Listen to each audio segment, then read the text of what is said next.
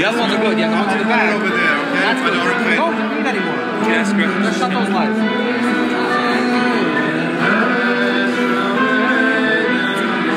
Starting. Hey.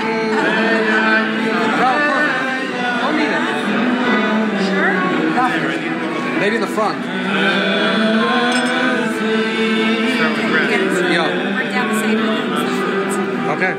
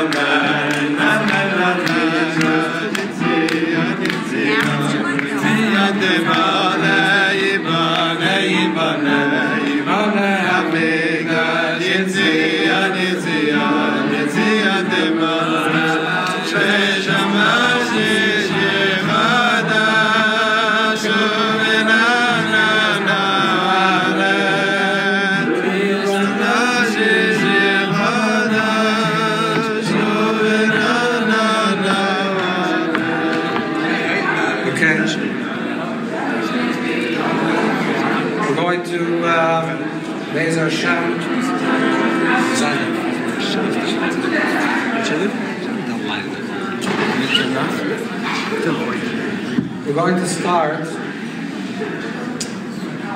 the first thing that we have to do. What? Huh? Welcome everybody. Welcome. Chag Sameach. Happy Shvat. So happy to have you all here. We're about to start the Shvat Seder /Programming. And if you haven't found a seat at the table, please feel free to make yourself comfortable, find a place. If there are no more seats at the table, just create a second row. We'll just expand the table. And the Seder items are coming out shortly, and all the wine will be opened. So we're ready to get started. Welcome. Thank you. Thank you.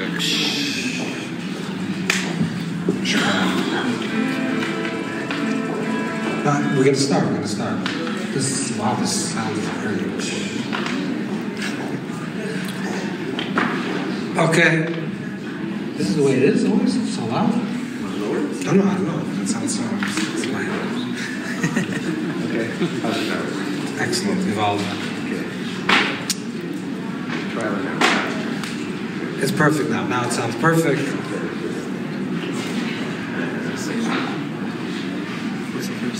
So there's a minhag Yisrael, there's a custom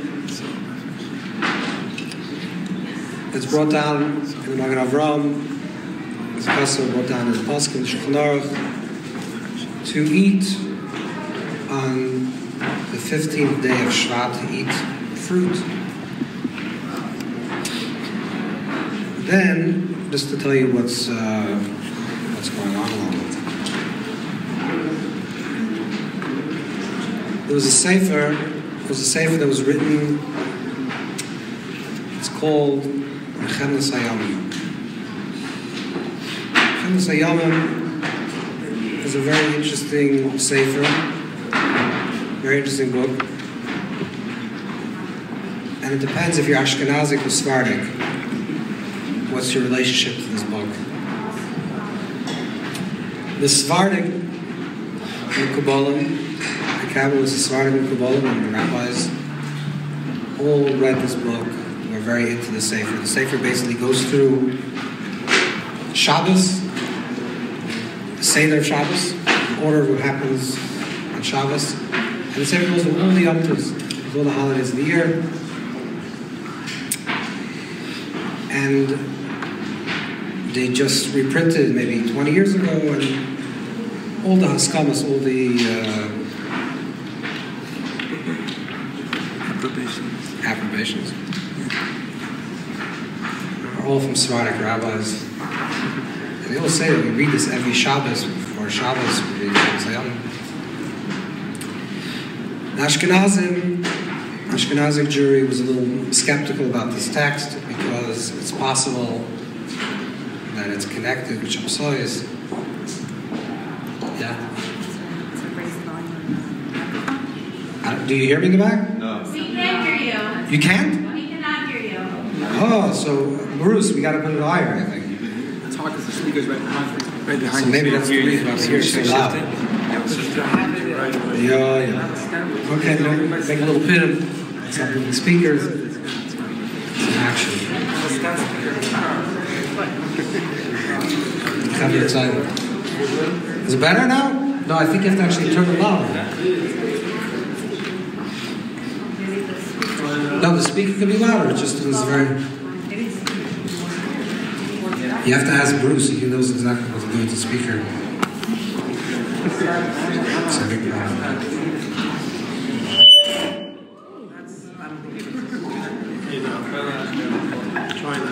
Yo, Baruch. There's some problem. They say they don't hear in the back. Whatever you want. I think we have to turn it louder. Okay, you can do that.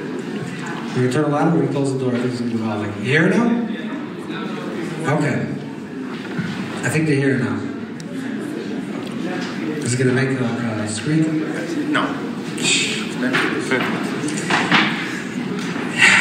Yeah. In the Sefer, Ches Hayamim, the Arizal writes, Chaim Vital writes,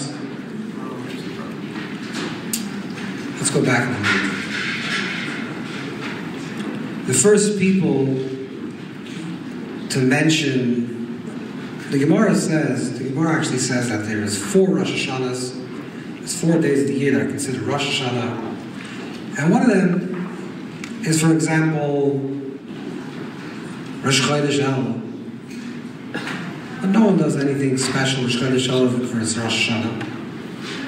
Now, one of them is Rosh Chodesh Shvat or Chamishos B'Shvat, or the 15th day. And it's an argument with Mishal Mesil, when is Rosh Hashanah? And it has to do for the laws of Meiser. It has to do with the laws of tithing. When you have produce, is it considered from year 1 or year 2 or year 3? You have to know which year you're giving, you have to tithe from the same year. This is what it says in the Gemara. During the after the expulsion from the Jews, after the expulsion of Spain in 1492,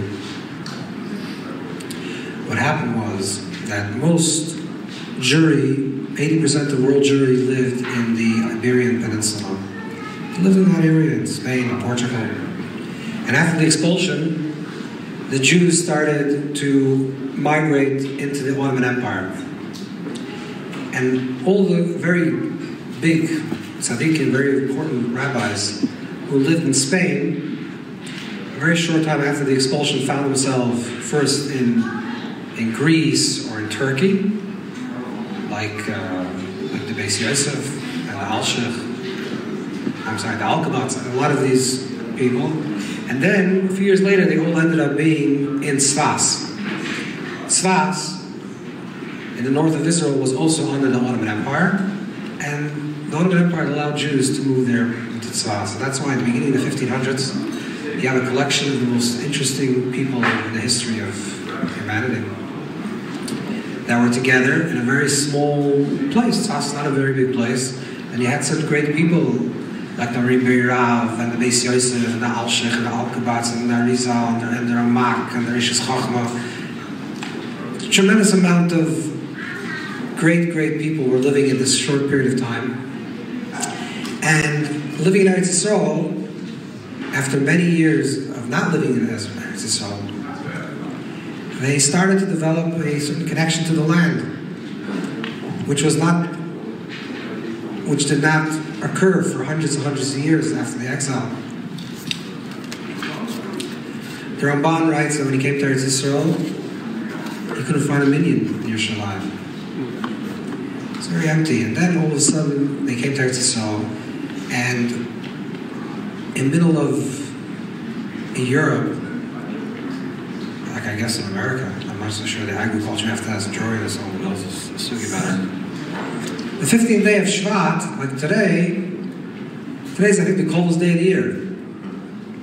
The first snow, coldest day. I don't know if it's like the beginning of the spring now. The sap rises in the tree. Maybe I'm not familiar with the sugya. I'm not a farmer. But if you live in Eretz Yisrael, this is what happens. So they developed a connection to the land, and they started eating pears of Eretz Yisrael, fruit of Eretz Yisrael. And Chaim Vital writes in another context. Chaim Vital is a primary student of that. By the way, this is not what we're talking about. This is just Hagdom. It's a preface to what we have to talk about. So Chaim Vital writes that the Arizal had 30 students. That's it. He had 30 students, and he taught 10 at a time. In cycles. He taught 10, then they left, he repeated what he taught, they taught the next 10, and he had 3 groups of students. And later the Kabbalah say that these groups of students correspond to different, energetically connected to different worlds and different levels of Torah, the Remez, the Rosh, the Soy, the different levels that they're connected to, and also different spiritual realms. And he taught these 10 students in this system. The Chemes HaYomim writes that b'shem of Rav Chaim Vital, the name of Rav Chaim Vital, the name of their Rebbe, that was also accustomed to eat on the 15th day of Shvat 30 pears, 30 fruit. 10 from the world of Asiya, from the physical world, 10 from the world of Yitzhira, and 10 from the world of Bria. What are these 10, these fruits? The first group of fruits that was eaten was a fruit that has a hard shell. And once you crack open the shell, you can eat the entire thing. This is the first group of fruits. The second group of fruits were fruit that had a very soft shell, an edible shell, but it had a pit. So you eat it, and then you get to the pit. And that corresponds to a higher world. And the third group of fruits was a fruit that's completely edible. And later sources bring down that there's a fourth level of the fruit, which is a fruit that is completely edible and also has a pleasant fragrance. And that's when it became a Hasidic custom to eat or to have an esrog.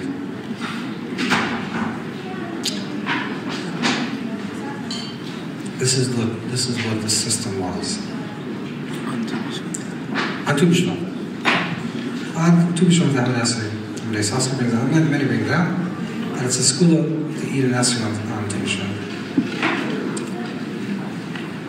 So, we're going to start like this.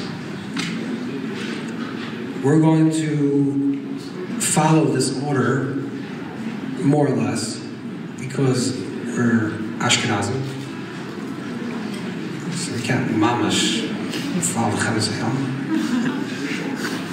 At least I'm Ashkenaz. I'm also Sfar, yeah.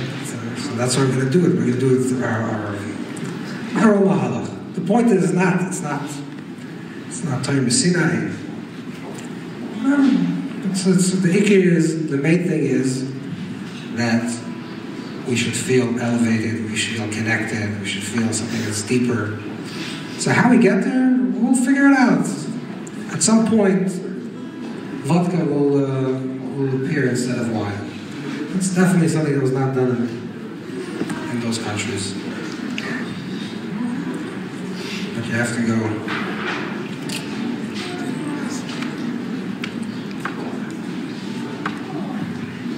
Yeah, it says that Shemen represents Chachma, which is the fourth world, oil, because oil rises over all liquids. So that's why oil is like the highest level, Hanukkah. But there's one liquid that rises even higher than oil. You know what that is? Alcohol. Which means even the highest level, the fifth level, the Shemen, so you should decide, is Dafka, it's not Dafka. Exactly. Okay, so the first thing, we're going to do this very systematic just for the first 5 minutes. So what you have to do is fill your cup with red wine. And the more you drink, the higher you get. This is what's going to happen. You'll see, it's automatic. It's a miracle. So it's just only pure red wine, no mix with any other color. The pure red wine.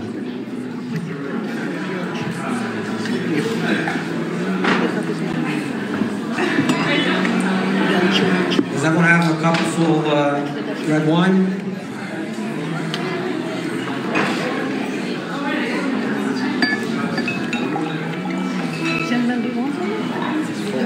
Thank you so much. For anybody?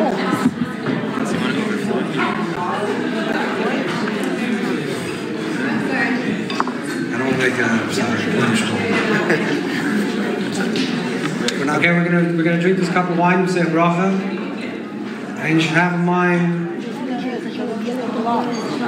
that this is the level of the first level of the klipa, which we'll talk about. But we have to break the first level of klipa. Baruch atah Adonai Eloheinu melech haolam boirei pri hanofen.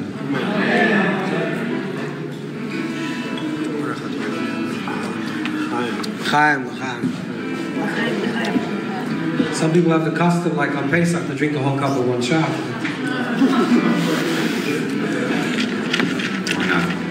L'chaim, everybody, l'chaim.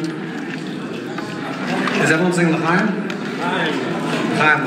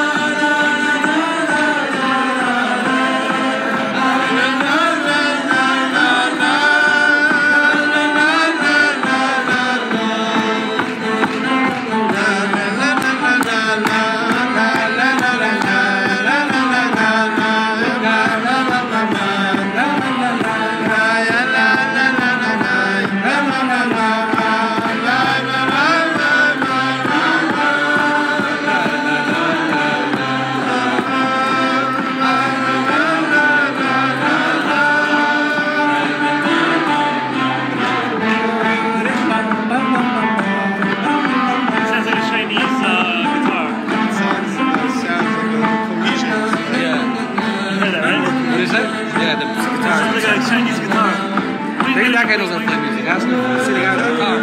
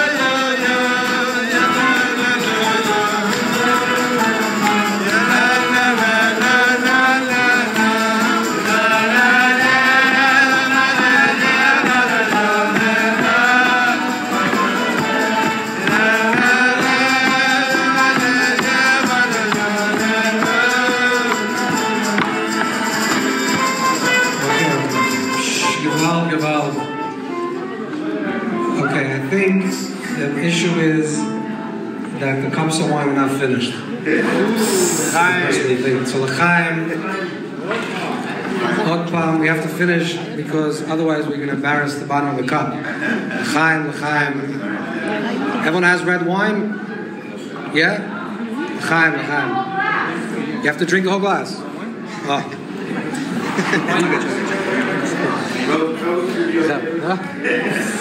L'chaim. The whole glass. Huh?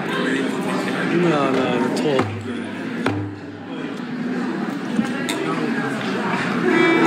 All right, okay. Did everyone finish their cup? No. L'chaim, everybody, l'chaim. Before we begin, we have to finish the cup.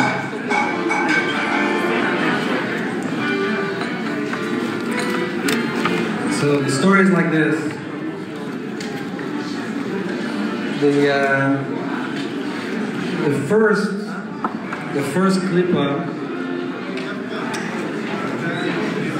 klippa that we have to break is not saying l'chaim. first one.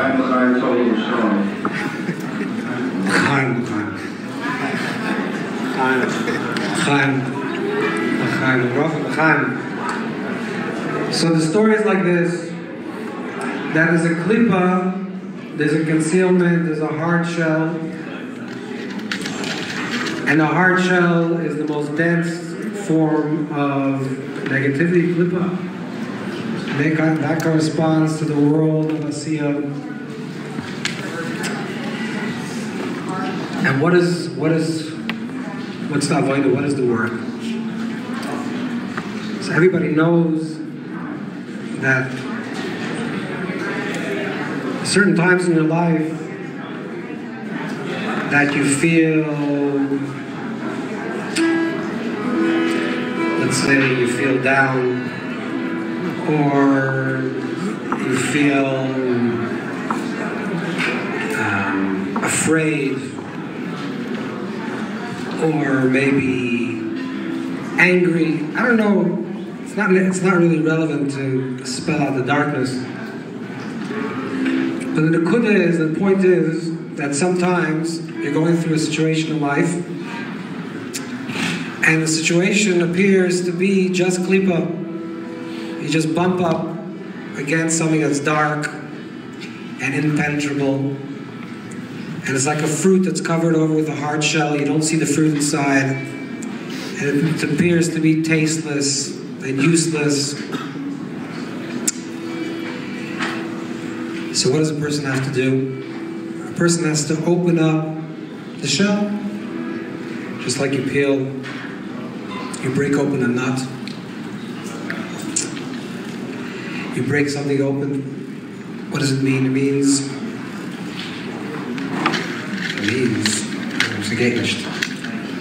like this. No one speaks Yiddish, it doesn't matter. We have to. Why is the guy standing on top of that roof? It's a lebendig vrijdag. Okay, what it means is like this. It means. I think the Elam has to say a little l'chaim. He's going very hard. Yeah, see that? He's flying already. L'chaim, everybody. But it means like this. No, we have to finish this, otherwise we're not going to finish. Does everyone have l'chaim? We have to dedicate somebody to walk around and make sure everyone drinks. Sarah Mashkin. Exactly. You're nominated. I can't hear you. That's it. What? What did you say? I can't hear you. Please check. Please check. In Yiddish, you say "feine Nayas."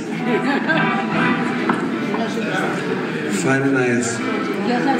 But did you say l'chaim, or are you just speaking in the back? No, you can't just speak in the back without drinking.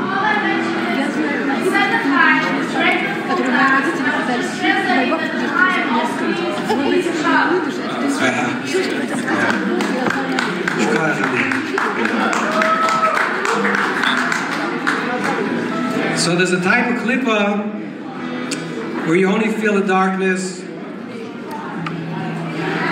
and you don't know why you're going through it, you don't understand what is happening, you don't see any light, you don't see any fruit, any taste. But we have to know, and this is part of the work that we have to do in this world, we have to know that there is no experience or expression in this world that's devoid of Hashem. There's nothing that doesn't have a spark of holiness, a spark of Kedusha in it. And if a person's feeling something, you have to ask yourself to question, what is the root of what I'm feeling? If a person feels that they have to go buy a new, I don't know what people buy, a new iPhone. What? It's a good example. Corvette? Who has a Corvette? Who has a Corvette? You have to buy a new Corvette, you have to buy a Corvette, period. another sugya. You have to buy a new pair of shoes. A new barbecue? I don't know what's going on there. You need to buy something new. You should know that the reason why you're looking to get something in your life, to get something outside of you, is because you're missing Avos Hashem. Your soul is yearning to feel connection with God, connect in the sense of transcendence, and you're exchanging this pure feeling of desire to be connected to a Corvette. I don't think it's anyone's taiva here to buy a Corvette. To get a fancy suit. I think no one over here has taivas, by the way. No, I don't think anyone desires anything here. It's a very holy crowd. Okay, so I think we have to start. And to start, we have to eat a fruit that has one of these. It's not edible, but also has a pit. This one is a passion fruit that has just... Oh, this is a good one. There's a fruit on the table. Try to find a fruit on the table. And maybe a passion fruit, because you make shechian also. Try to find a fruit on the table that has a hard outside and is completely edible inside. Like a passion fruit. There's some passion fruit on the table. What? Those. Hard on the outside. No, but that dragon fruit also has it. But you can take dragon fruit also. It also has. You can make a shechian. No, it has a pin inside. You have to make an 8 shechian. Okay, we're going to make a bracha on a fruit that has a hard shell and is completely edible inside. I will make a shechianu if it's a fruit that you haven't had. Is that true? Looks like it's hat. No, it's The dragon fruit is good. Okay, do you have a fruit? Does everyone have a fruit? Oh, you're a good Saramash.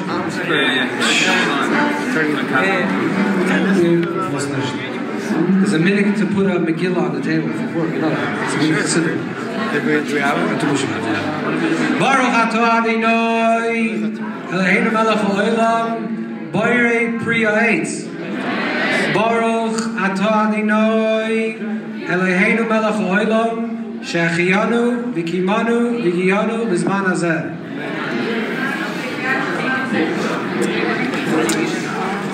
Anything hard? Oh, you didn't see something hard? I hear you. We need like a pomegranate or a fig. Yadadadadam bam, dadadadadam bam, badam bam bam, yabadadadam bam, dadadadadam,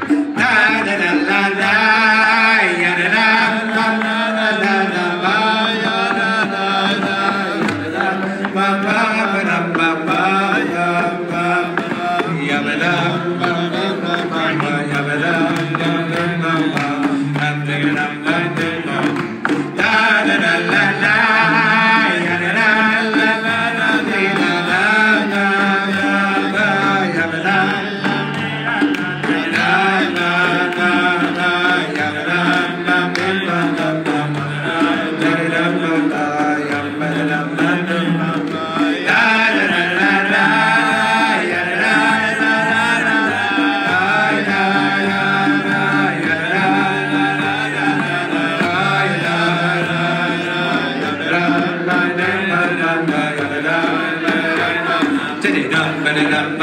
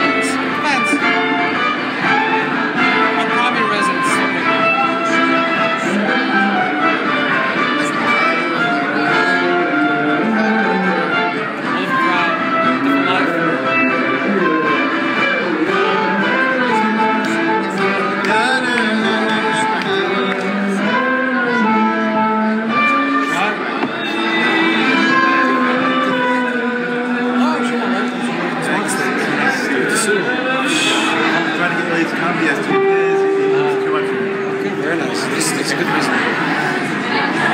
Okay, who's a Sarah Mashkin? Is the Olam with us or not even there, right? Nothing.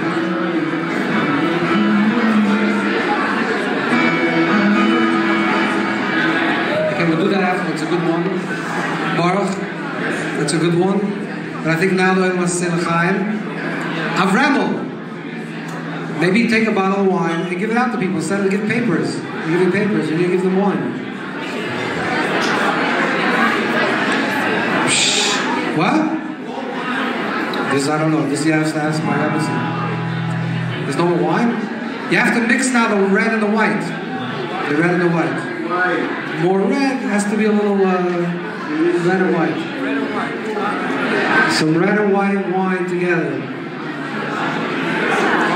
I think maybe you should bring vodka. Sure, no?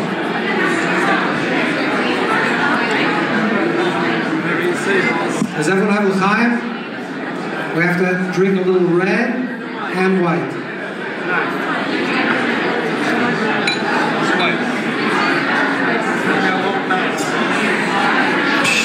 Yuval. You have red and white? You have to mix it with white. There's no more wine? There's wine all over. You want white wine? Rafi, there's more wine? They need more wine. And I think you have to give them white, it has to be vodka. maybe Alexander, maybe go into the office and take some wine? No, vodka.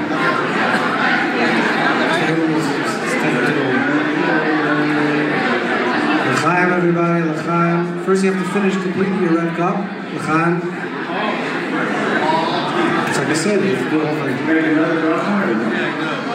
It's a machlek, it's a basket, you basket, you don't need to. No, you don't need to.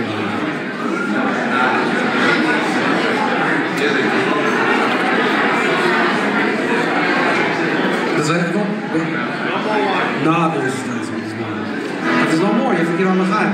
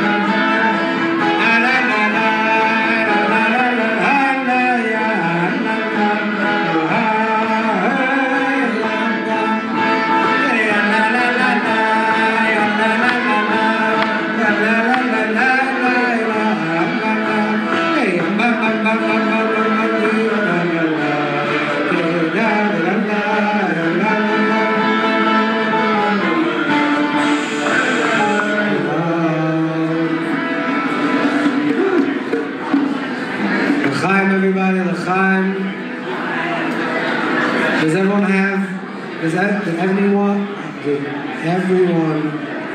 It's very loud.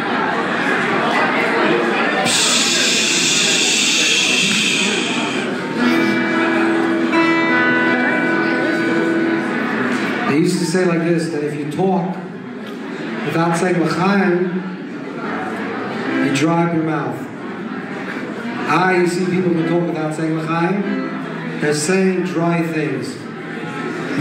Yiddish sounds better, but lifeless chatter. L'chaim, everybody. Gewalt. So the first klipa that we have to break, Devil's very excited. What? No, let them enjoy themselves. The first klipa that we have to break is the klipa of, what? Is the klipa of depression, laziness, not holding tigers yet. This is the ultimate klipa of Afar, of the earth, connected to the first process. But since you're busy talking, you don't even know that there's a klipa. So it's all good, life is good. But for those of you that want to be connected, this is what I want to tell you. What do you do when you're stuck and it feels lifeless and the inspiration is missing and you can't go ahead and do anything and you don't feel like you have the chayas to do anything? You're like a tree in the middle of the winter and there's no lachluchis, there's no juice, there's no chayas, there's no moisture. So there's a very interesting argument between two of the great sages, between the Rambam, between Maimonides, between the Rambam and IYYUN. What's the first step for a person to do tshuva? A person wants to change, wants to grow, wants to do things differently. They're stuck. They want to break out of their rut. What's the first step that a person has to do? Make it like Avera. There's different opinions here. One says to say l'chaim, one says to do an avera. Sure, that works. Feel bad. What? Viva Simcha. Okay, this is all good things. So this is the super commentary on the Rambam. But the Rambam himself says that the first thing that a person has to do, he has to do is azivus achet. You have to detach yourself from this pattern of behavior. This is what he says. Rav IYYUN says the first thing that a person has to do, he has to charot, he has to regret. He says this is not a way that I should be doing things. I'm stuck in a position here, I have to change it, I have to do it differently, and I feel really regretful that I'm doing it this way. And the question is, who's right? And the answer is, depends what the situation is. Sometimes a person is in a situation where they slip, they get into a bad pattern of behavior, into a wrong pattern, they enter into the place of klipa, but they're still conscious, they're still aware that they came from a better place. And then, if you're that person, then you can really do charata, you can really regret it, because you remember where you came from. But if you're so stuck, you can't do charata. Even if you do charata, it means nothing. If a person is in a very bad place, and they make a choice and say, you know what, I regret everything I've done, I'm doing it differently. Even though they feel it now, they're not going to feel it tomorrow. Because their behavior, the hergel nasa teva shenit, when you do things over and over again, it actually becomes your nature. So what you have to do is forget about what you did. You have to decide to do things differently right now. You have to do a Kabbalah, not charata. You can't say, I'm regretting what I did before. Just do it differently. Do you understand what I'm trying to say? Yes. Yeah. Someone came to the Heilige Ruzhner and told the Ruzhner that he's a big sinner, he's a big Bala Avera, and he did this, and he did that, and he did the other thing, and he tells him, Rabbi, I need a solution, how do I do tshuva? So the Ruzhner said, and when you did Avera, did you make the whole cheshbon? How are you going to do the Avera? You did the Avera. The same thing also with tshuva. Don't make whole complications, just do it. What's the Nike... Just do it. Just do it. This is the side shabaside of Asiya. You want to break out of the klippa of stuckness, the klippa that you don't see any light, and you're stuck in a negative pattern of behavior. You have the choice to do it differently. You don't see how you're going to break out of it, and you feel like you're stuck in this thing. So forget about feeling stuck. Just do the good. That's it. And all of a sudden something will break open and you'll see a beautiful fruit. This is the first cup. Now, if you want to reach the second level, which I'm sure you do, otherwise you can go home now because it's over. But I'm assuming you want to go to the second level, and from there to the third, to the fourth, to the fifth, until we get to the highest of the high of the high of the high. But we're only about a second. So I suggest that you fill yourself up a cup of wine that has mostly red and a little bit of white. If you don't have white, you can mix in also vodka. It's also either way. It should be a mixture of red and white, because white is already transparent, means the light is starting to shine in. Red is dark, but it's still concealed. And you have to start opening up the pathways. You have to open up the pathways. So l'chaim, everybody. You have to say l'chaim, l'chaim, everybody. L'chaim, l'chaim.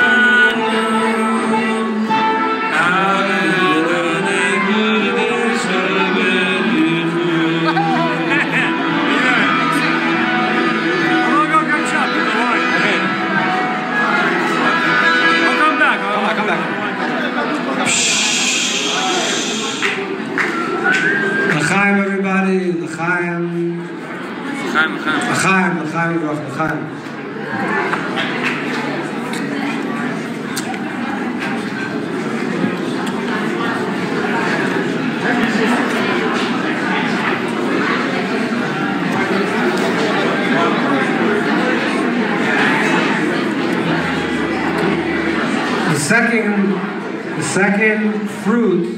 Did everyone say their second cup already? Everyone has to have a second cup that should have some red and some white. A mix. Exactly why you sing them. You have a mix? The second klipa, second fruit that we have to eat is a fruit that has a soft outside and a pit inside. What is the klipa of something that has a very soft outside and a very, very, very hard pit inside? This is the klipa of mine. I'm sorry. Mine? Yeah, mine. So steht, no? Steht. Every year is a little different, but this year, that year was mine. But it's alright. It's the klipa of mine. The klipa of mine. The klipa of mine is insatiability. Insatiability is a desire to have more and to have more and to have more with no boundaries. And the problem with having more and more and more with no boundaries is that eventually you come to a place where you have to throw up. This is a mashal and a nimshal. It could happen when you're eating, and you eat and eat and eat. This is a spashless. Mayim, the Arizal writes, Chaim Vital writes, Sha'kedusha, Mayim is the insatiability that a person has. Taivas. Insatiable taivas. You want and you want and you want and you have no tzimtzum, just these spashtas, just an expansion without any tzimtzum. And the nature of this problem is that at the end you actually feel dead and empty and you feel like a pit. In last week's parsha we read, the Torah talks about that sus v'roichve ramu vayam. That in the Shira there's a song, and Moshe Rabbeinu says, what's the song? The peak of the song is Ashir Hashem ki go go, sing to Hashem. Sus v'roichve ramu vayam. The horse and the rider were cast into the sea. And Miriam, when she answers Moshe, Vatama Miriam basically answers Moshe and says, you sang a whole long song. It was so complicated. It's very, very simple. The essence of the entire leaving Mitzrayim is Vatama Miriam, and she says, Ashir Hashem ki go go. Sus v'roicha v'ayam. The horse and the rider were cast into the sea. The horse and the rider were cast into the sea. This is the biggest thing of Kriyas Yamsuf. The whole Kriyas Yamsuf, the whole splitting of the sea is that the horse and the rider, and if it would be the horse without the rider, and it would be the rider without the horse, and it would be no rider in the horse and the rider, that's the Gewalt. What's the horse and the rider? Who cares? The horse and the rider were cast into the sea. What's the big deal? What's the horse and the rider? So the Netziv writes his answer, he says hierarchy. So Asama says it has to do with in Teva. But the Ratziner brings down from the Mei Shloch really starts the Torah. But it's an Ishmael's Torah because the Ratziner really completes the Torah, and then later he writes the Vayakal in another Sunnah. That sus v'roicha means everyone has a horse. A horse. You know what a horse is? Yeah. You know what a horse is? A fed. Everyone has a horse. The horse, last week's parsha, no, a few parshas ago. Oilam, as I say, good, fantastic, yeah? So, a few weeks ago, the parsha starts, boil pari, you should come to pari. So the Zohar says, why boil pari? You should say, lechel pari, you should go. Why boil? So the Zohar HaKadosh says that Moshe Rabbeinu was afraid to approach pari. Because pari is the Tan Nagovla Ariv B'Seichi Arav.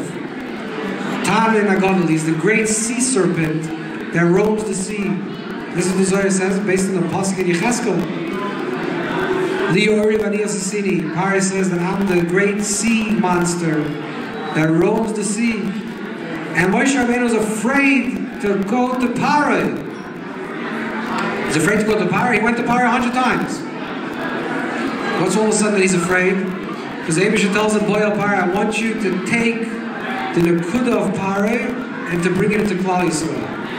And Moshe says, as Pari L'chol Mahurim, Pari's level of infinite Ispashtus is like a sea monster that's roaming the sea that has no Hakbalas, no constraints and limitations.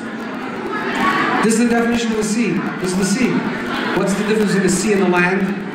The sea is Makom HaToyu. The sea is a place of toil, of chaos. In the beginning of creation, first the water was covering the earth, and then the water recedes. Hashem creates space, land. Land is the world of Tikkun. Tikkun is order. In the land, I see this is a tree, this is the sun, this is the moon, this is you, this is me. Everything is order. Under the sea,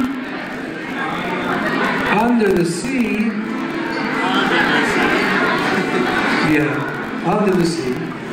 What happens under the sea? Under the sea, everything is one. Anything that's in the water is not chaitzes, because everything is one. It's one. It's a world of chaos and confusion and energy, infinite energy.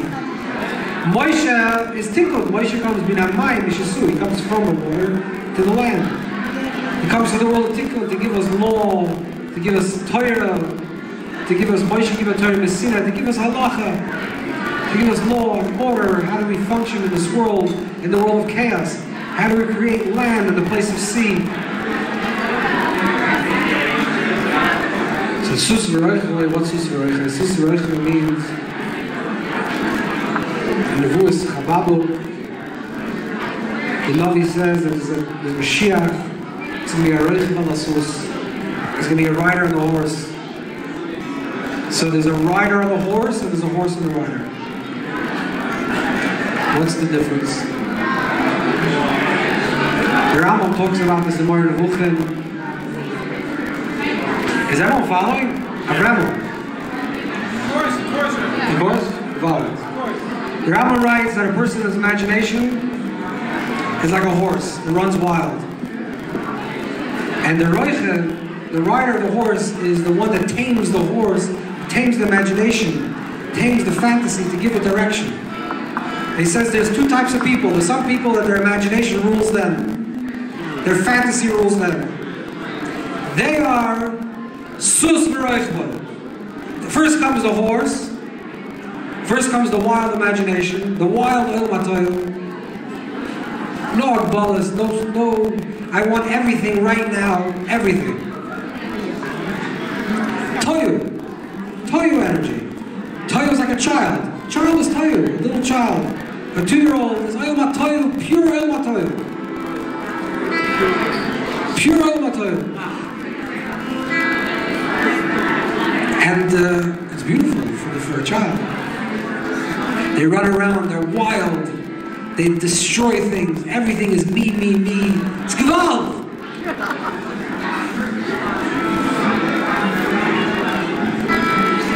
By the way, kids that know how to do katnas very well can be big people. That's the way it works. You have to know when.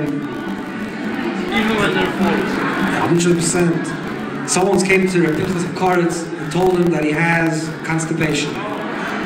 He Remember Pinchas, you following me? Yes, sir, yes.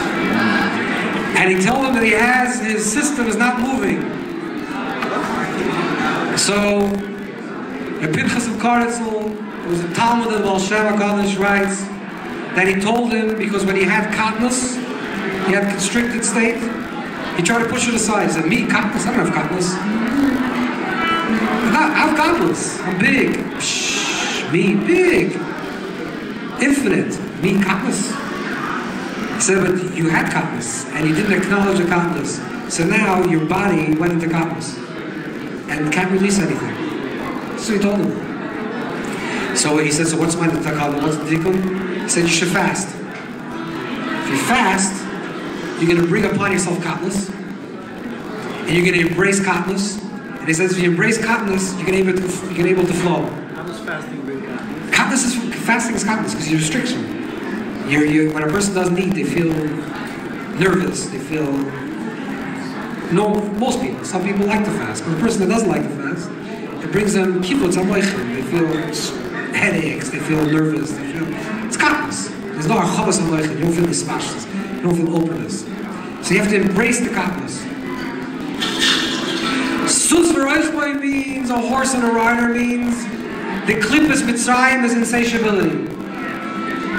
It's what's Mitzrayim? It's a yam.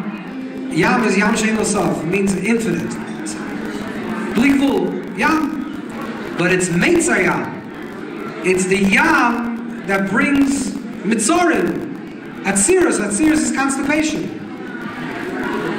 It's I love everything and everyone. I want to do everything always. You know what you end up feeling? Like a pit in your stomach. You following me, Artem? Yeah? You understand what I'm saying? You feel a pit in your stomach. You feel empty and hollow and dead. Why? Because what you did was hispashtus. I'm hispashtus. I love life infinitely. No boundaries. Don't tell me I have to daven this time and say Krishna this time. Me, Hashem, you're one. I'm saying Krishna all day. This is hispashtus. Spiritual hispashtus. But hispashtus that comes without being grounded is susvarechli. It's a horse and it runs wild, but at the end it's roichev and it's roichev and it rides you and it rides you and it brings you down. And then there's another paradigm. There's a person that's roichev al sus. A person creates a context in their life. They say, this is the way I'm going to live my life. Every day I'm going to get up, I'm going to daven, I'm going to connect. And they create a canvas.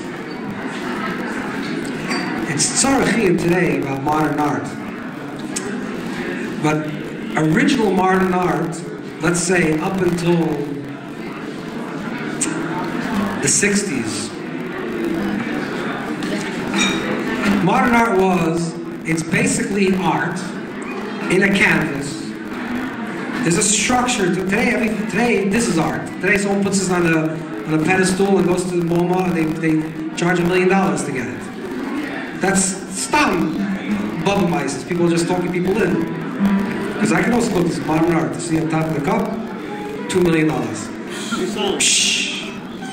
Modern art is, you take a canvas that normal classical artists would draw onto this canvas, a piece of art, and this chacham, let's say he is a chacham, that really could draw everything, and he chooses to deconstruct it and put one tiny dot in the entire canvas, and that's the limit of the painting. But it has to be a canvas. You have to have a structure. And in the structure, you can have hispashtus. You can paint, it can be colors, you can do white with a dot inside, and it can be the same value. But if you don't have a canvas, you can't paint. If you don't buy a brush, you can't paint. Roichem al asus means, I'm a roichem. This is my life. This is what I believe in. This is what Hashem wants from me. This is what I'm doing.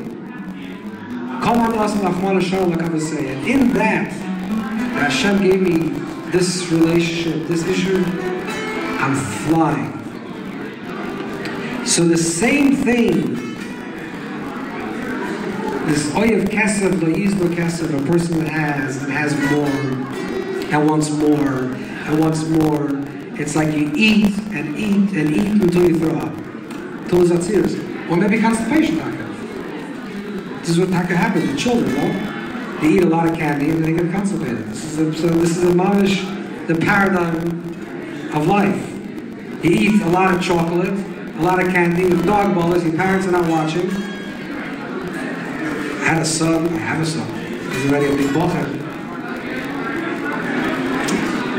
That he used to do things b'li agbolas. So if he ate candy, it wasn't pshat. Once, I'm going to tell you the stories. Why not? I'm not going to tell you who it is. You can guess. One of my sons, we told him that Shabbos, he can have a Shabbos party. He can have candy. He asked how much? Whatever you want. The kid emptied every morsel of sugar on the table. We came back upstairs, and the entire bunch of sugar. The sugar cans were turned over. Anything that had something that had sugar in it was eaten and on the table. This is kindness in a very, very big way. And of course, sick for the next 3 days. This is ispashtus. This is the klippa of the pit. The klippa of the pit. The klippa of the pit. The klippa of the pit. The klippa of the pit. The klippa of the pit. By the klippa of the pit. By the klippa of the pit. Ha! La la la.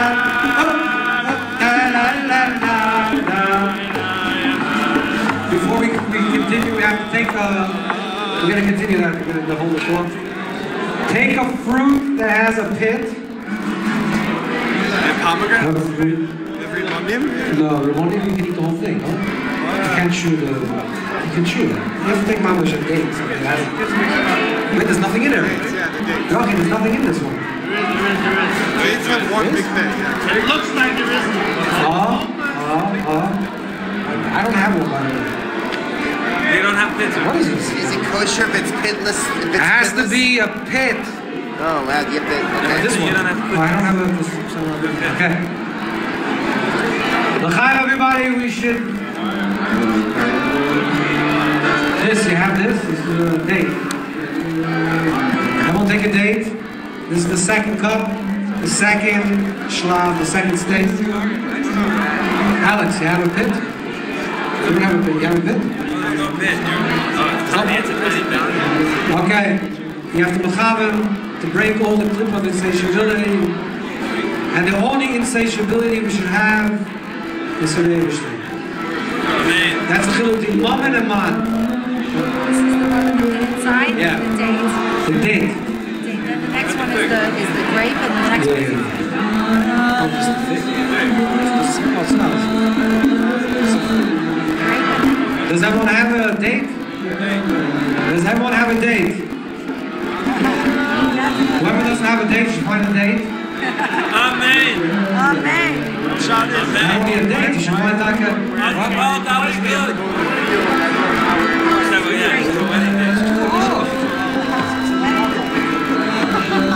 I think it's a little shulchan.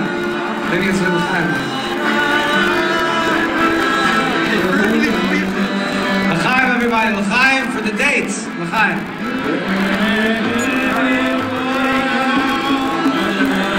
L'chaim, l'chaim.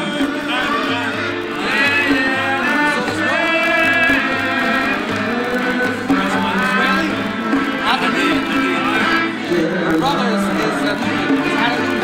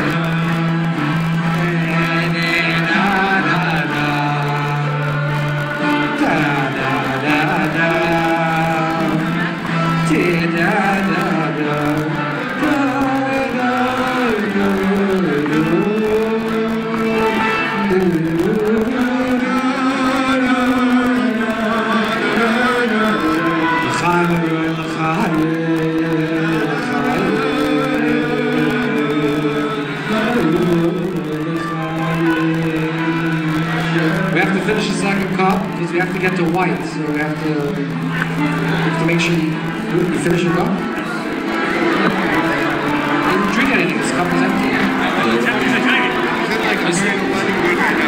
L'chaim, Alex, l'chaim. L'chaim, everybody, l'chaim, l'chaim, l'chaim.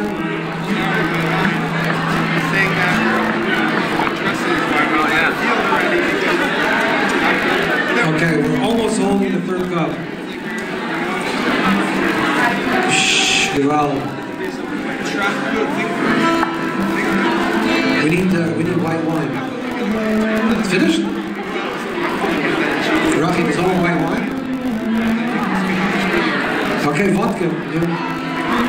Huh? What? It's finished. Okay. It's vodka a little early. Vodka is even whiter. Just mix the vodka a little bit with wine so you get good and slick. Everyone has a little vodka. You have to pass around the vodka. There's a cup. Alexander, there's one bottle. That's it. Right here. It's a big bottle. Yeah, but that's the big people. Oh my God. Was it vodka? Give the item some vodka. I'll give some vodka. You're supposed to get engaged with something like that. Listen, man. No. Poor Jorian!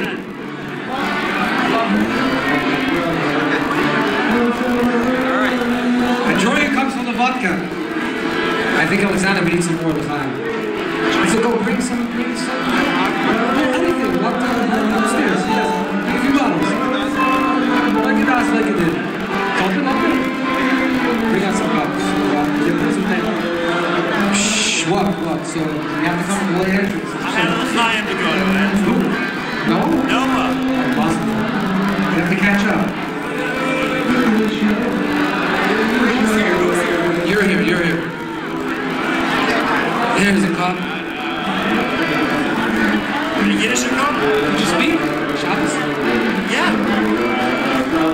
Mendel Lane? Yeah, it's great. We're holding ready vodka. They're late. We're holding vodka ready. Did I give you vodka? They took it away. Hey. Sarmashka. White wine. L'chaim. Amen.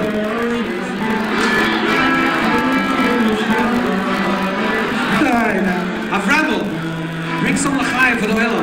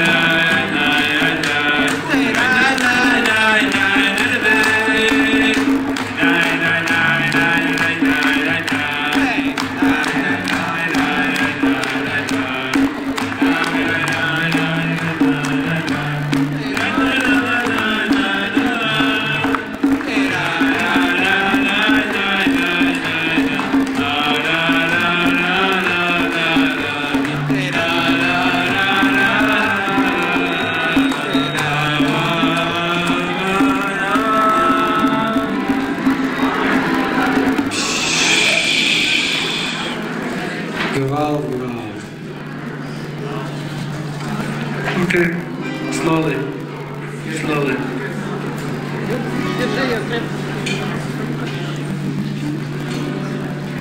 So we're slowly moving towards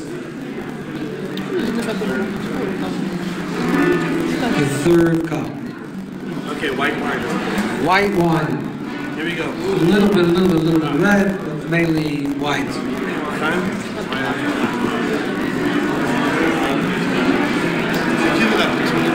Does everyone have l'chaim?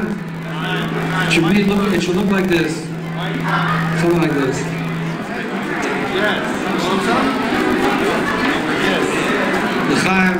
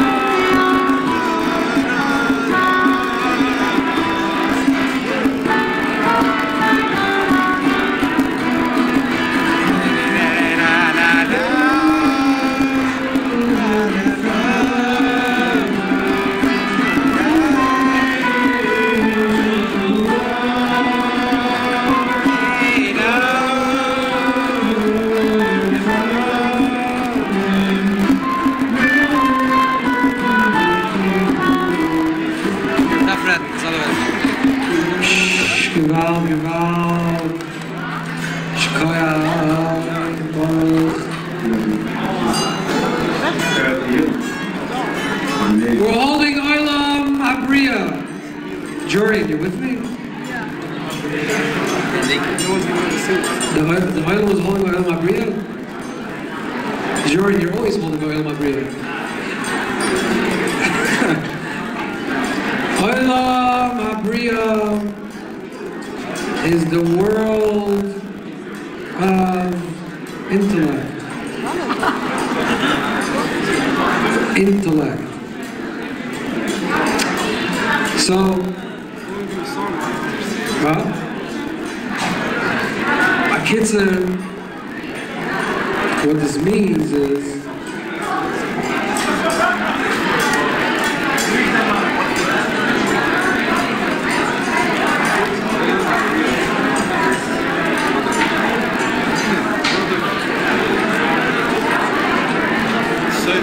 there's two in davening, you hear? In davening, when a person prays, when a person davens, daven means divining. When a person is divining, when a person is davening, there's a kavanah klalis and a kavanah pratis. There's a general intention that you have to have, and there's a specific intention what you have to have.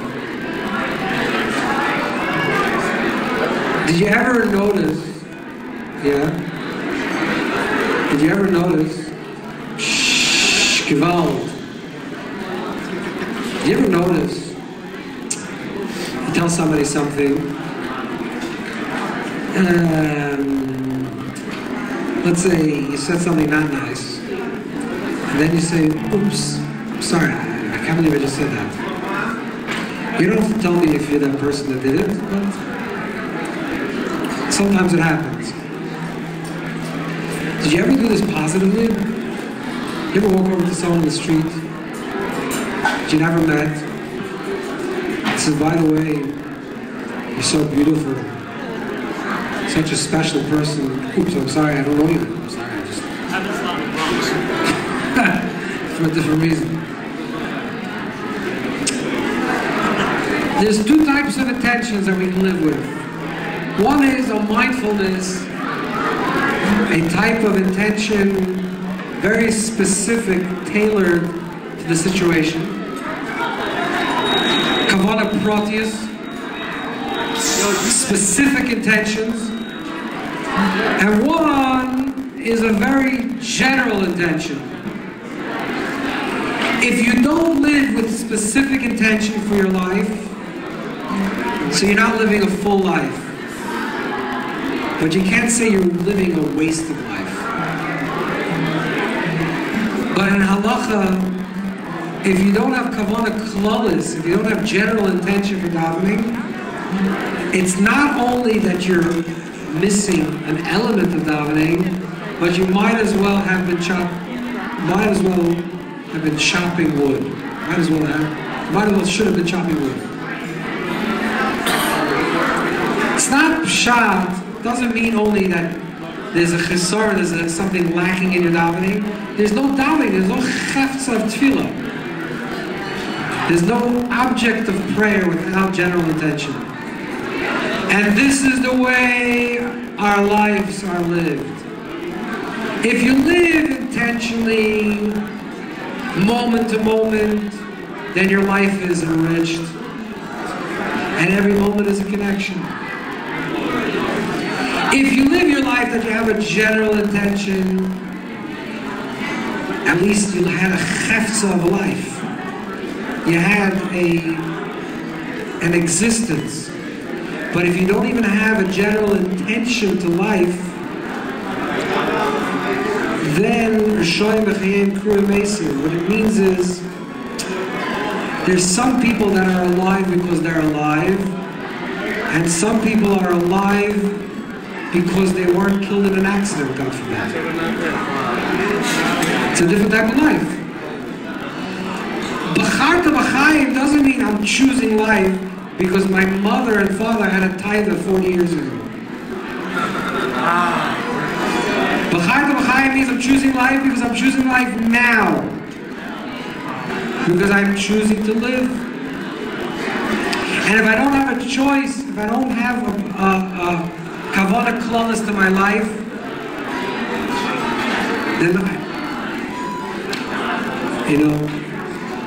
the Baal Shem Tov, the holy Baal Shem Tov writes, teaches like this.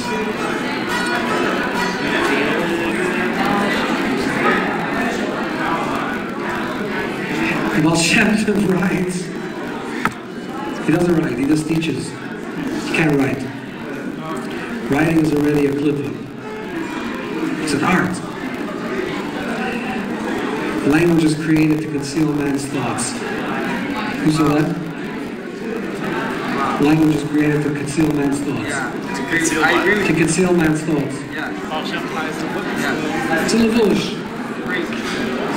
I think it's Henry Brooks. Some French captain. You hear what's going on? This is what's going on. The first plague in Mitzrayim is dam. What? It's dam. Dam is blood. Blood is the numeric value of blood is 44. The numeric value of Adam is 45. is the numeric value of to conceal man's thoughts. Adam is Gematria Ma. The numeric value of Adam is what? Is the question.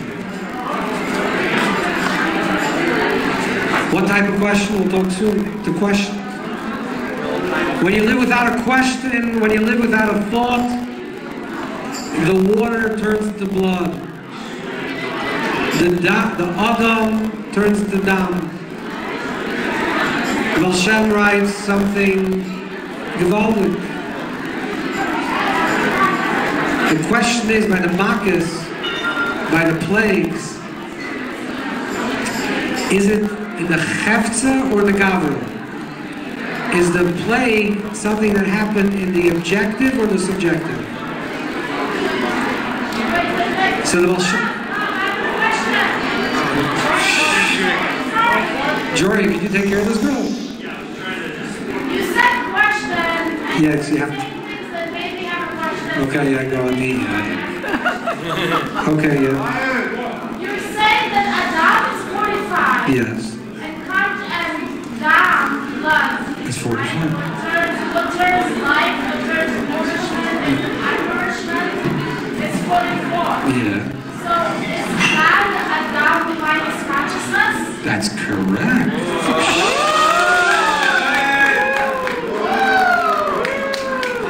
This is what the Baal Shem Tov says. The Baal Shem says that what happened to Adam is not the chefza, not the object turned into blood. The people lost their consciousness connected to the one, and they saw mayim, they saw water as death. Two people look at the exact same thing. One person sees it as life, sustaining life, giving life, furthering life, and the same person that loses the connection to the infinite one, the person that loses the connection to the mouth, to the question, the person that stops living, looks at the same life, and they see endings. They see that the water turns into blood, and the fish die, and it smells by Yivash. That's what happened. It's the Mitzrayim was the consciousness of Klippa. This is the general kavanah that we have to. Jory, you with me? This is the general kavanah. We have to live with a connection. We have to be connected to Aluf Shalom, the consciousness that's connected ourselves to the Bar Olam. In the beginning of Shmois, the Mitzrayim is Metzar Yam. We said it's Metzar Yam. Mitzrayim, Pari is Oirev, is the backside. It's Shikha. It's a place. Lo Zocher Sar Mashke Vayishkacheu. Sar Mashke didn't remember because he forgot, because it's Mokem HaShikha. Egypt is a place of forgetfulness. Shikha is the same letters that spell Choshech, is darkness. When the which is gematria, shikha is gematria, internet. Because the internet is mamish these spashas against you to klippa. That's another whole Torah we have to go. But the point is that in the beginning of Shemais, the Mitzvah look at Klal Yisrael and say, 10 yirba. Maybe they're going to multiply. And the Pasuk says, Kain yirba. The Chain Yifroitz. Mitzvahs say, we're afraid of life. Maybe there's going to be life, 10 yirba. There's going to be more. There's going to be extra. There's going to be excess. And Klal Yisrael says, Kain yirba. This is what it means, Kedusha. Kedusha means that we're connected to the Makor HaChaim, to the source of life, and we never, ever, ever, ever give up. There's no such a thing as Yiyush. There's no such a thing as it's impossible. What's impossible? Everything is possible. If we're connected to the Makor HaChaim, we're connected to the source of life, it's Kain yirba. If someone says you can't do it, that's Klippa. If someone says you could do it, it's Kedusha. Whatever you can do. The Shaila is that's already the levush of Klippa. Could be I can do Klippa. But the concept of yes, of furthering, of chayis. I once met a very interesting Yid. He's a funny type of apikoros.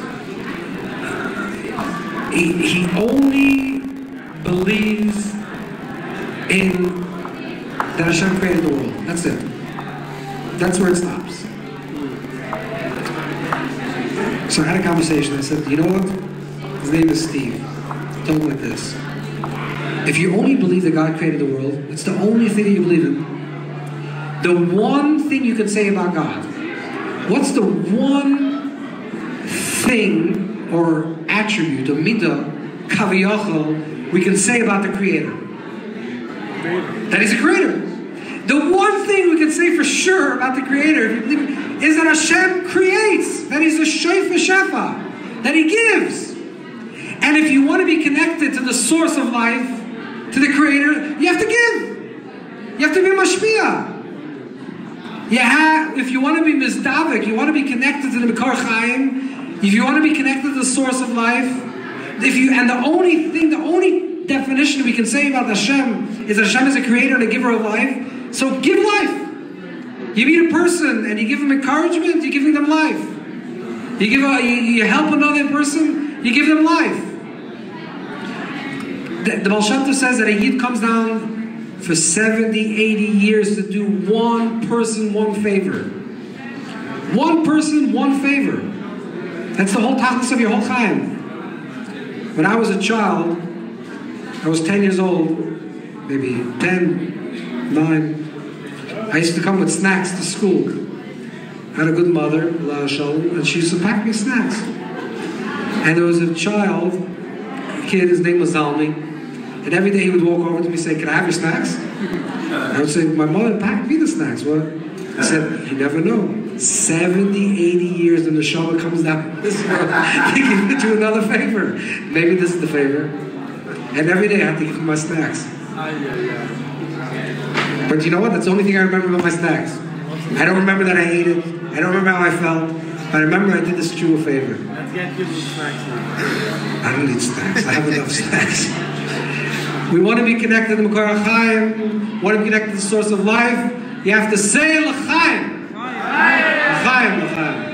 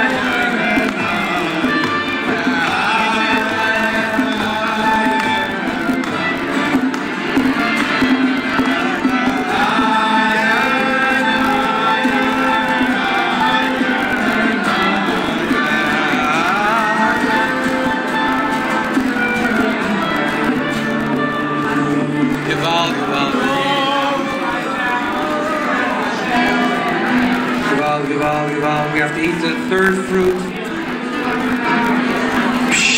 What's the third fruit? What did Rav say? The grape?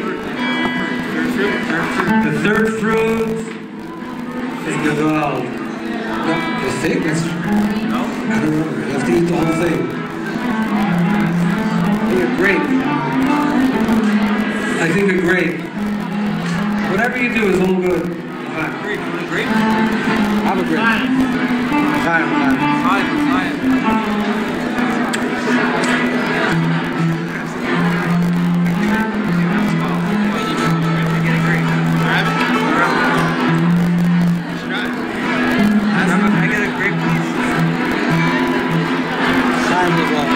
Should we not clip this?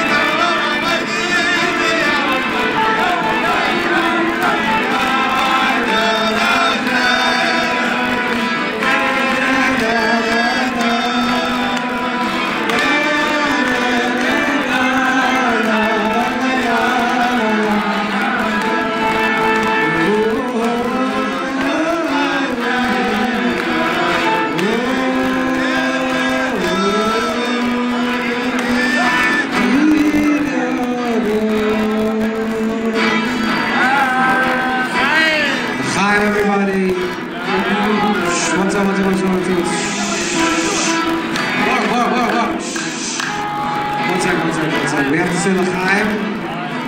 We have to say l'chaim now. Mostly white.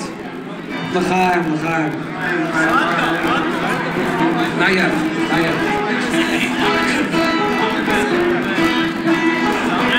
I'm explaining the difference between the white and the red. White is good. That's the answer. White means it's clear. You see it? Huh? You have to start from copies.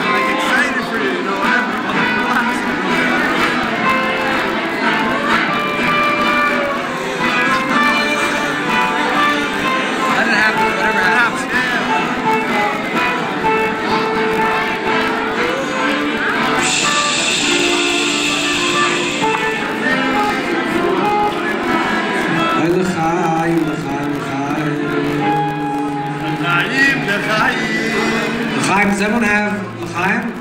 Who doesn't have? White. Jorian doesn't have. Jorian, the guy with the hat. The guy with the hat. We have to eat a fruit that has a fragrance. Rocky says this is a fig. Yes. Yeah, it smells not bad. Figs smell nicely?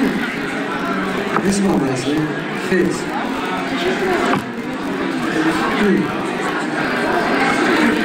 L'chaim, l'chaim.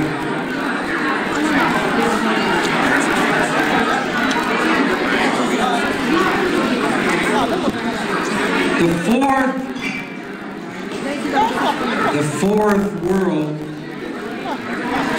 minig, custom amongst certain Hasidic groups is to eat an esrog. We have a lot of the chin of esrog, not esrog itself.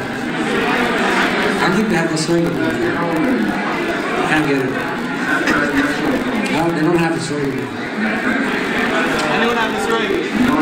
They're not selling it in the Borough Park. They're not selling it in the Borough Park. The fourth klippa, Gewalt. You ever know the fourth klippa? The fourth klippa, the Arizal writes, there's some other words. Some other bringing another word. The fourth klippa is the klippa of Yeshua. So of ego, arrogance. Al Tvienu Regel Gaiva. Jordan, where are you going? Al Tvienu Regel Gaiva is Rosh Hashanah of Esrog. And Chassidim used to say that when they take an Esrog, they should mechaven, they should have the intention of do not bring me to the foot of arrogance.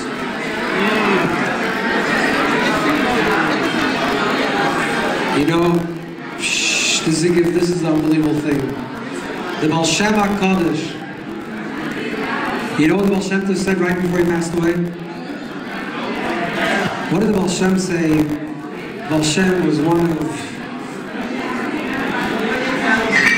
I can't say, can't speak, words fail. What did the Baal Shem say right before he passed away? The Baal Shem said this pasuk in Tehillim, that he hopes that throughout his life he didn't reach even the foot of arrogance. And fascinatingly enough, the Arizal,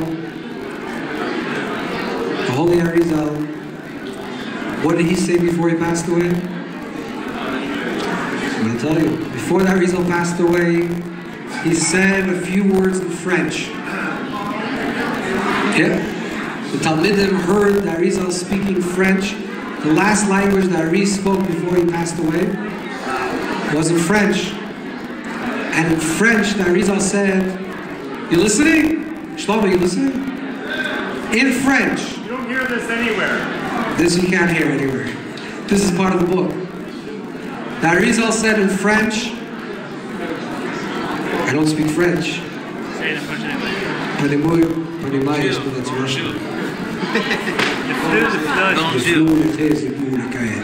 He said, I hope that I live my life without arrogance. J'espère qui vise le monde sans se laisser. Sounds very Without arrogance? You hear? I hope I live my life without arrogance. I hope I lived or lived. Lived. The reason I realized he was passing on, he was very sick. He passed away from a typhus. There was a typhus. There was an outbreak. He was 38. He was a young man, and he was sitting on his deathbed. And he turned to his Talmud and said in French that I hope I live my life without arrogance. Shlomo, that's a new song.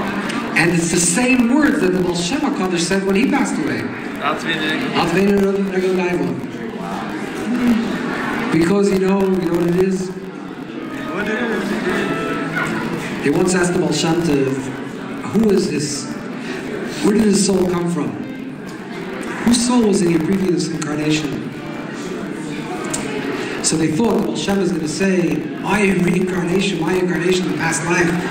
Psh, my incarnation was the Rashbi. My incarnation was Moshe Rabbeinu. The Arizal said, no. I mean, the Baal Shem says, no. Baal Shem says, in my past life, I lived in Tzfas. And I was a very simple Jew. I was a cobbler. I made shoes. Not a Kabbalist, a cobbler. Cobbler. Cobblestone. Like a blueberry cobbler. I'm a cobbler Kabbalist. A blueberry. Cab driver. I was a shoemaker.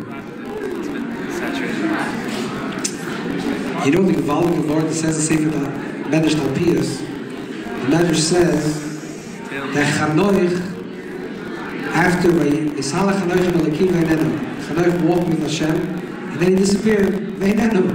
Where did he disappear? So the Medrash says that he became Matartan, Tzar Shaloyim. He became the angel, the prince of the world. Why? So the Medrash Talpias says that there's a Medrash that says that because he was a shoemaker, and when he used to sew the upper parts and the lower parts of the shoe, he would mechavan, he would have attention to bridge the upper and the lower worlds.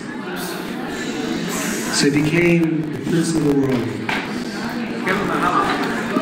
Huh? Yeah. Mahalach, exactly. It's halach. So, Rishal Salanter once said of this, they told him this word, that the Kabbalim say this. He has this by IYYUN, yeah? Rishal Salanter said, it's not pshat. It's not pshat. It doesn't mean that that when he was stitching shoes, he was thinking the upper and the lower. It says when he was stitching shoes, his whole kavanah was to stitch shoes. He wasn't thinking about anything else. The guy paid him $10 to fix the shoes, and he was mechavan, how do I fix the shoes in the best possible way? I said that is the highest level of yichud. When you take out the garbage, for those of you who are married, Just do it, is what you're saying. we spoke about it. How do you know you were here? Nope, we were not No, we were Nikeing. We were Nikeing. He forgot, he wasn't there. Not here.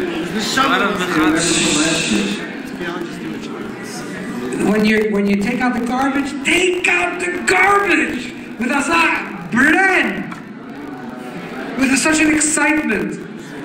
Noach ish tzaddik hoya. You know why he was a tzaddik? Because he knew where to put the garbage. This is the chiddush. People don't know what to do with garbage. They like to throw the garbage away. Noach had a whole floor for garbage. He decided this is a deep thing. Most people say garbage. Noach said garbage. Oh, garbage. I'll make a floor for garbage. He made a floor for himself, a floor for the animals, and a floor for garbage. Some crazy thing. Garbage is a holy thing. What are we supposed to think about the Baal Shem Tov and Arizal asking the same thing? So the asked Baal Shem Tov, who was he? Says he was a shoemaker living in Svas. And on his 13th birthday, the day that he became a bar mitzvah, he did something unreal. But no one knew about it. Not the person that received what he did. He didn't tell anybody. He did something purely good on the highest level. The Baal Shem says that there was once a debate in heaven, and they were saying, who's the holiest Jew in the world? So some person said, the Arizal, the Ramak, there was a lot of candidates. And someone said, no, it's the Jew, the Kabbalah, you know that simple Yid? Because on the day of his birthday, he did something, only for God. After the Kutshabrichanav. Only for Hashem. So Leonovi heard this conversation. And he said, I have to find out. I must find out. So he came to this Jew, he knocked on his door, and he told him, Shalom Aleichem, I'm Leonovi. And he says, yeah, what do you want? He says, please, tell me what you did on your 13th birthday. It's the 13th birthday, what I did only for Hashem. No one knows about it. He said, I promise you that if you tell me what you did on your 13th birthday, I'll reveal to you all the greatest secrets in the world. And the Yid said, I don't know about secrets. I don't know what kind of secrets you're talking about. I don't know about secrets. I'm a simple Jew. And I'm not telling you. He came back to heaven on the Olam. And there's a bigger commotion. And in heaven they decreed that Leonovi should come back to this Yid and reveal to him the greatest secrets in the world, despite the fact that he revealed that he doesn't reveal what he did on his birthday. And the Baal Shem writes, Hashem told his students that he was this guilty because in his previous life he reached such a high level, but no one in the world knew that he reached this level. And his tikkun was to come down to this world and teach. which means some people think a person like the Arizal, a person like Baal Shem, they're bursting with a shefa liki that they have to give it out. So,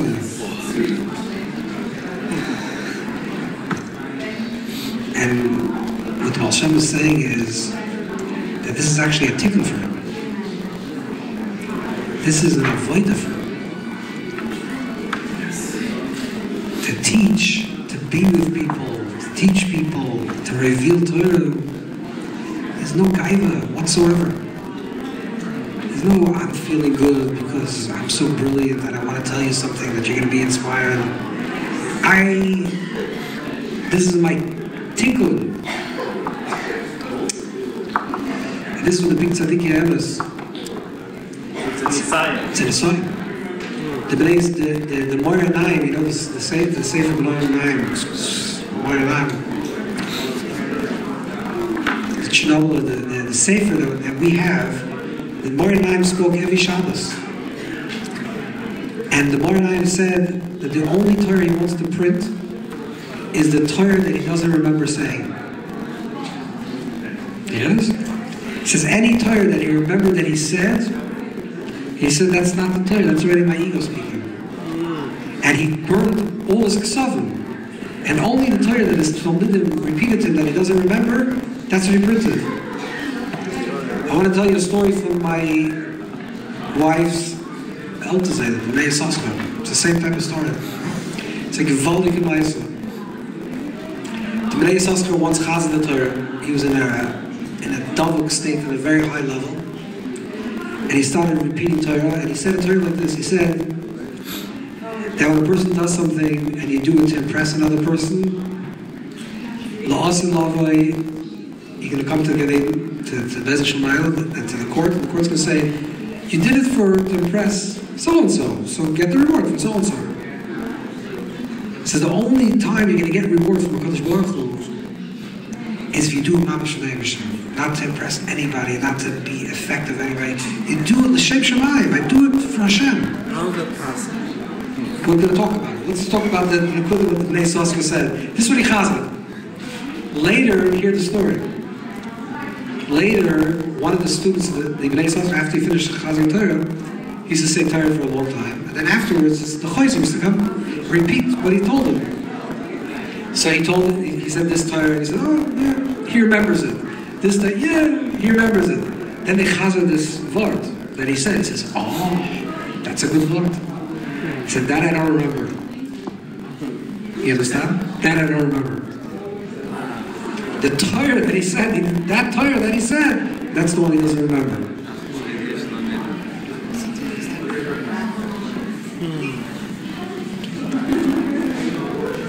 How do you do it? This is Yeshayla. How do you do it? Actually do it. 2020. 2020. How do you do it? How do you forget that you remember? It's 2019 or 20? 19 and 19. Whatever. It's 2020. How do you forget? No, how do you do things for the Eibusher himself? Without arrogance, without ego. Without arrogance, without ego. There's an avoid. There's an avoid. I thought the question is how do you forget? No. How do you not remember? When you do it for Hashem, you don't remember anything.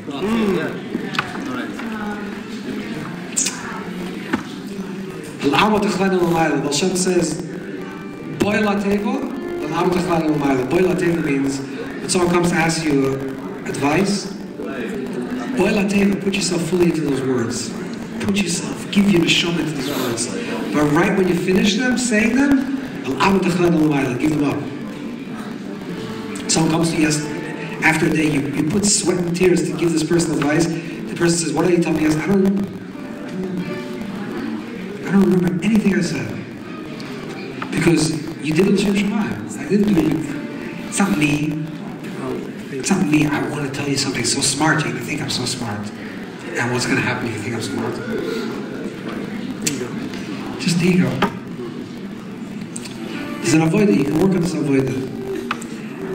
I don't know if it's the right time to talk about it. Well, very the kids the avoider avoid is, I'll tell you, you can do questions, practice. Imagine yourself doing something. I don't know what you do, so you have to figure out what you do in this world. But every person, they do something. Let's say a person is a musician. Sing. A person writes. A person has talent, does something, and they're doing it alone. In their mind, there's a small, tiny thought that says, no, but I'm going to release this idea. This person's going to say, whoa. If I write this music, if I write this Torah, someone says, very smart. There's some lurking klippa recognition by the other person. So what you should do is like this. Imagine you do a real favor for somebody, a real chesed for somebody, and everyone knows about it.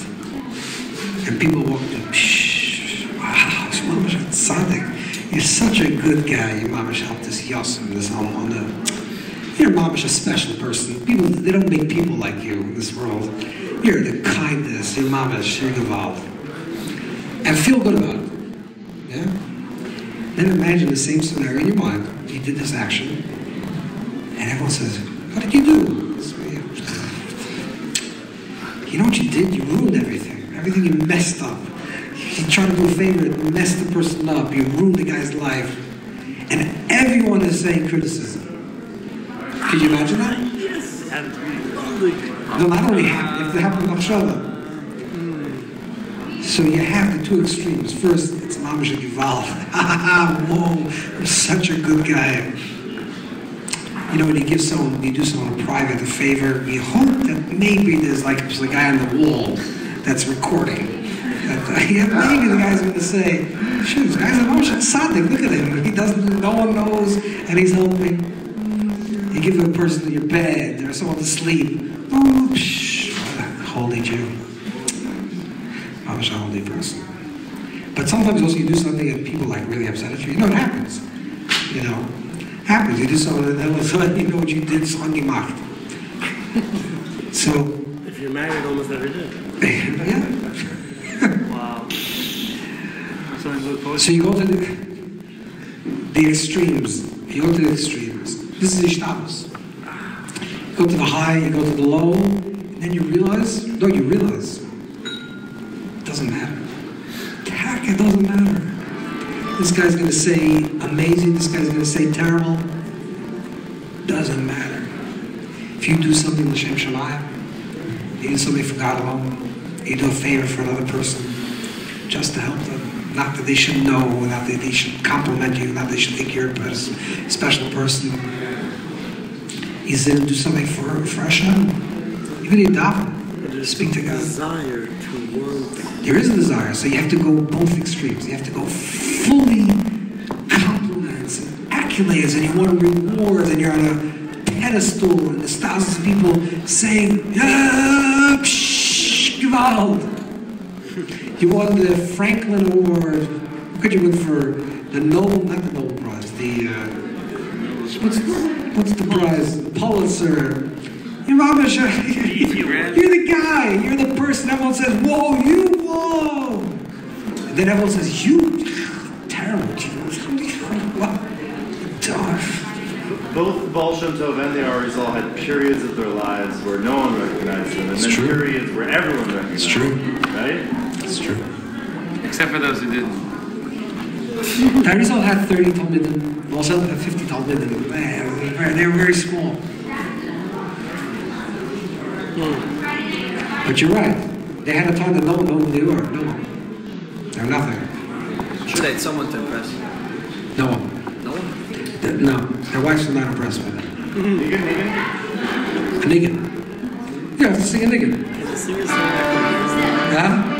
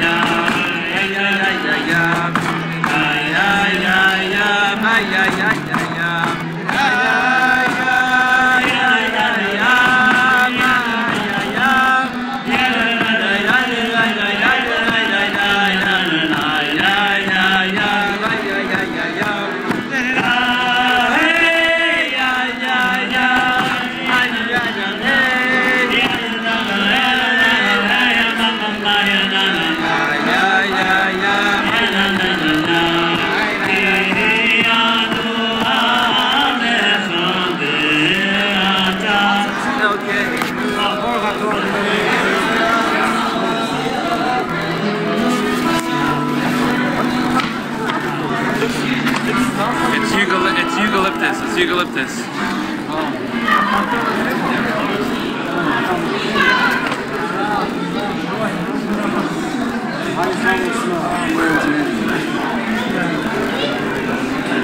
You ever dip into like connection and then like disconnection so fast? No? Like a bracha? I made one. Fourth cup, yeah, it's a drink.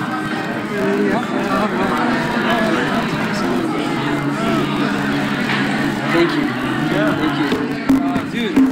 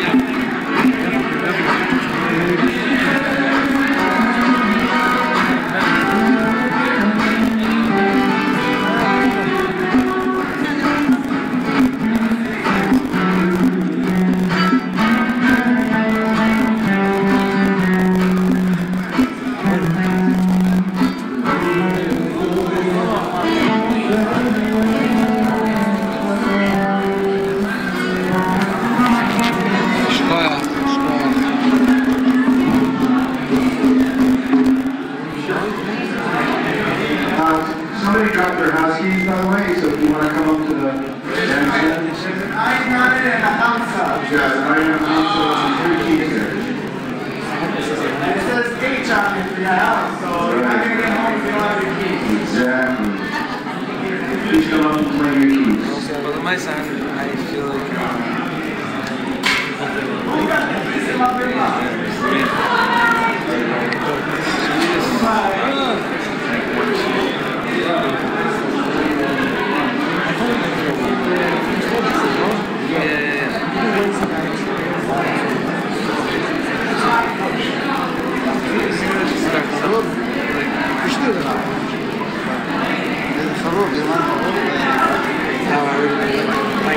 This one. No, I know somebody did. Did you make Shityan on this one? No, wrong Shityan.